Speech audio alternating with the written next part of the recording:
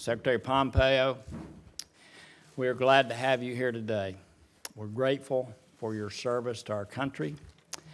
I have faith in your leadership, and I appreciate what you're doing to change the culture of the State Department in positive ways. But I want to get straight to the point. You come before a group of senators today who are filled with serious doubts about this White House and its conduct of American foreign policy. There are a number of reasons to be concerned. Among them is the lack of information the administration has provided to members of this committee. It's our hope that you will reduce our level of concern by providing us with clear answers that might help convince us that those at the White House know what they are doing and that, to be candid, you know what they are doing.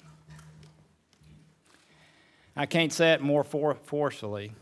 We really need a clear understanding as to what is going on, what our president is agreeing to, and what our strategy is on a number of issues. Last week, President Trump held a summit with Vladimir Putin, someone who has violated the most fundamental international norms through his efforts to annex Crimea, has interfered with elections, including our own, has supported the brutal Assad regime in Syria, has used chemical weapons to poison a Russian agent and his daughter in the United Kingdom, has occupied portions of Georgia, continues to violate the INF Treaty, has reportedly hacked U.S. utilities. The list goes on, and you know the list. In the face of these hostilities, in the summit's aftermath, we saw an American president who appeared submissive and deferential.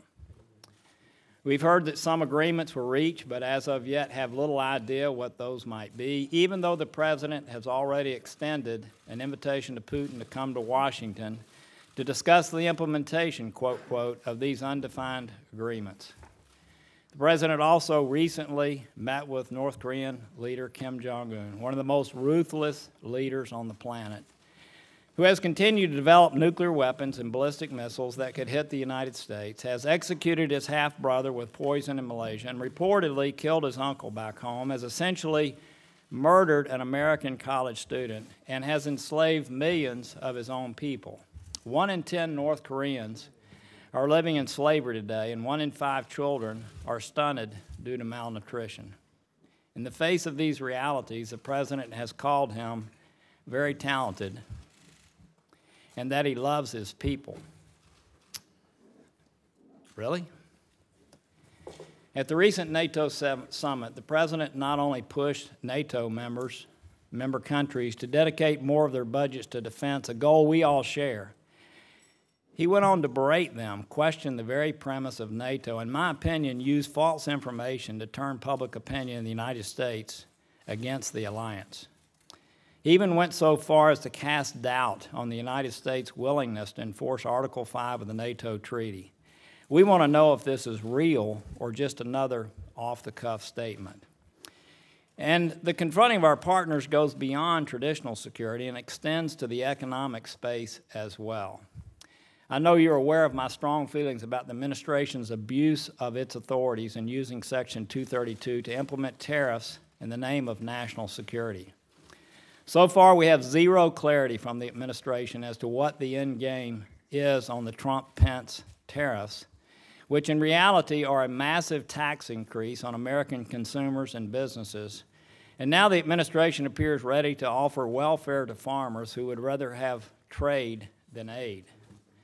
As you know, senators have gone to the White House in groups to discuss these actions, and not a single person that I'm aware of has left those meetings with the sense that there's a coherent strategy driving these policies.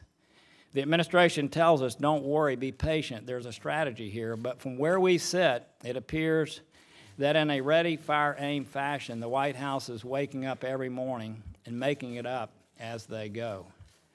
This is the first in a series of hearings we will hold in coming weeks dealing with the troubling dynamic I've described, one in which we are antagonizing our friends and placating those who clearly wish us ill.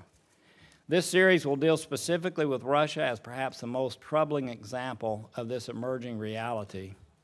I hope that in your position you will do all in your power to provide us with the answers we need today and as we move forward in our future hearings.